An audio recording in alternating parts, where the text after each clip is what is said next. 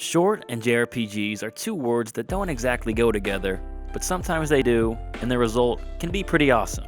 This is a part 2 to a video we made earlier in the year over 8 great JRPGs you can beat in under 20 hours. It seems that a lot of JRPGs fit the bill actually, so we wanted to shine light on some more of these gems. If you haven't seen part 1 yet though, while you don't absolutely have to in order to watch this video, we do recommend doing so as there are some real solid games that shouldn't be missed.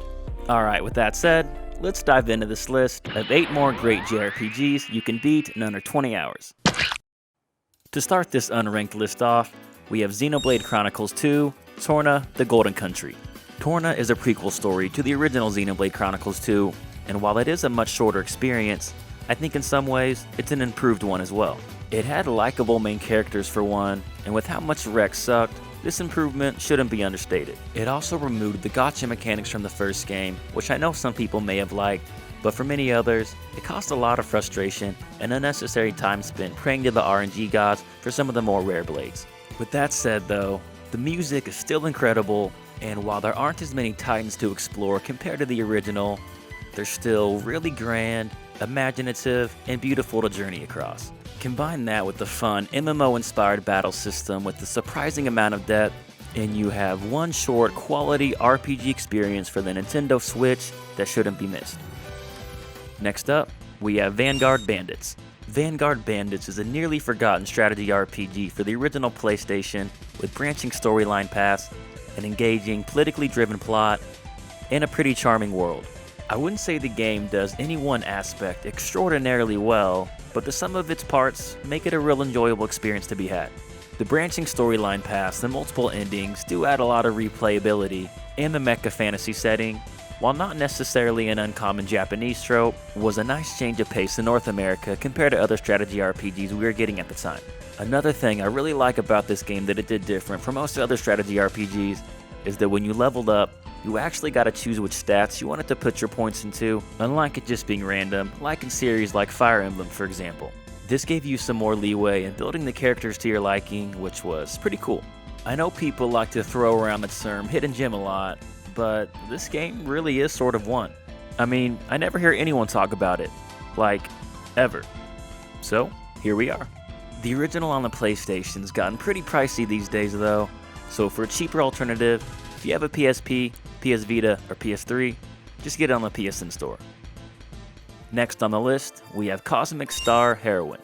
On first glance, this game may just look like sci-fi Chrono Trigger, and if we're talking about the aesthetics and having a turn-based battle system, that much may be true. However, that's also where most of the similarities end. When it comes to things like the story, character development, and your overall connection to them, I would say this game definitely falls short compared to classics like Chrono Trigger, but it also really excels in some areas as well. The music is really great for one, with the catchy, retro, modern hybrid sound to it. The setting is pretty unique, which creates some interesting environments to look at, which are animated and drawn really well. And while the battle system is turn-based at its core, it has some cool mechanics to it that requires more strategy than your average turn-based system. Like, it's genuinely really fun and never really gets repetitive. The short 10 to 15 hour runtime probably does play a factor with that, but still. Cosmic Star Heroine can be played on pretty much any modern console, so if you're looking for a quick and fun JRPG to beat in about a week with a lot of throwbacks to classics of the genre, look no further. Alright, next up we have Ys, the Oathen Felgana. A lot of the earlier Ys titles can make this list actually, but Oathen Felgana is generally regarded as the best out of that bunch, and the later Ys games are longer than 20 hours. Ys is a series that's best known for its extremely fun and fluid action-based battle system, the intense boss battles that always have you on the edge of your seat, and its amazingly catchy, energetic soundtrack. The exploration is pretty cool too, as you can upgrade certain magic spells throughout the game that lets you solve various puzzles and gain access to new areas. Oathen Felgana is actually a remake of Ys 3, Wonders from Ys, which came out for the Super Nintendo in 1992. The original was very polarizing though, and usually considered the black sheep of the series, so that's why Nihon Falcom decided to rework it completely from the ground up with Oathen Felgana. The Ys series in general is actually one of the longest running JRPG series ever, only preceded by Dragon Quest and Dragon Slayer, with the latter also being a series developed by Falcom that would later evolve into the Legend of Heroes series, which alongside Ys is still going on to this day. Anyway, that was a bit of a tangent there and brief history lesson, but it was only to reiterate how strong of a legacy the E-series has and what it really means to say that Oathen Felgana is one of the best the series has to offer. While you can play this game on the PSP, that version's gotten pretty expensive these days, so I would probably just recommend the Steam version instead. It is a pretty damn difficult game though, so you better prepare yourself if you want to take it on. Next up, we have Live a Live for the Super Famicom. Probably the most obscure game on this list, considering it never got an official English release actually. However, there does exist an awesome fan translation online that's really superb. Live a Live is an incredibly unique and ambitious game that I can guarantee you've never played anything like it. The game has 7 different scenarios and characters to choose from at the beginning that all play out completely different from one another. I mean, one of them has you playing as an old kung fu master trying to find a protege, another has you playing as a wrestler trying to make it to the top and become the best in the world, then there's like a gunslinging outlaw, a caveman, and yeah, I don't want to spoil too much, but there's some pretty interesting characters as you can see. The characters' chapters play out completely separate from one another with no apparent connection at first, but when you finally beat all of them, they do come together in the end for the last couple of chapters in a really cool way. It should also be noted that this game was developed by Squaresoft in what many consider their prime years, so you know you're in good hands with that. So, if you're looking for a classic 16-bit JRPG from the 90s that's not afraid to be bold and take some huge risks, then I couldn't recommend this one anymore. Next on the list, we have Golden Sun.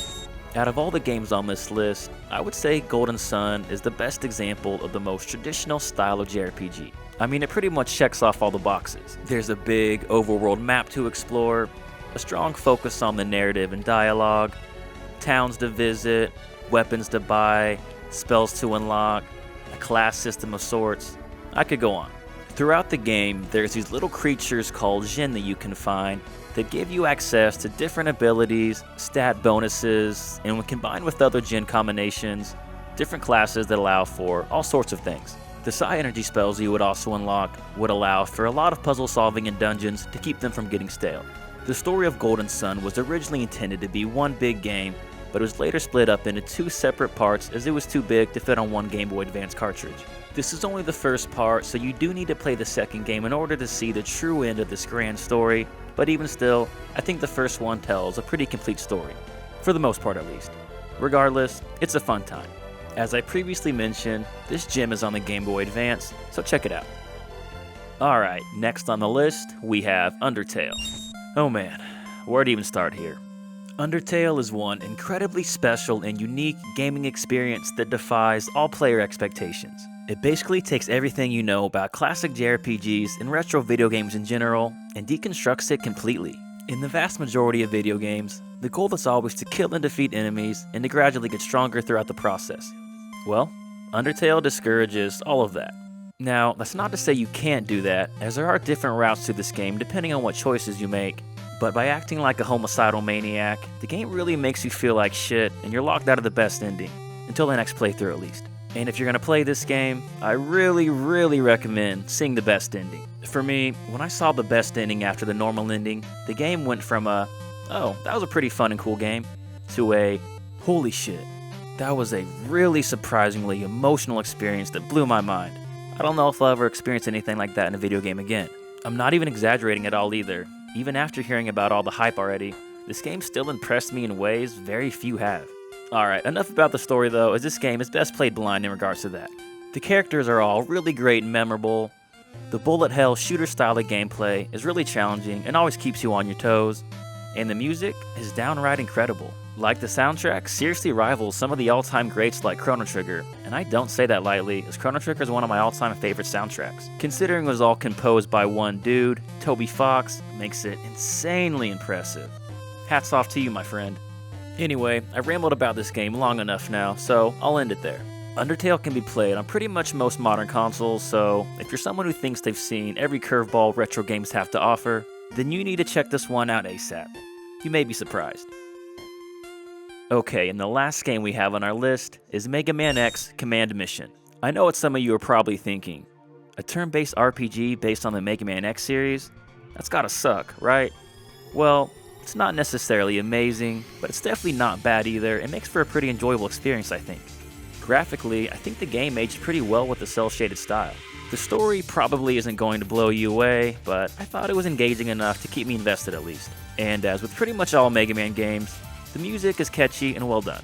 Honestly, there's not a lot to say about this game really, as it's a fairly generic RPG all in all, just with the Mega Man paint job. I mean, not to downplay it, but it probably is the last game I would recommend on this list.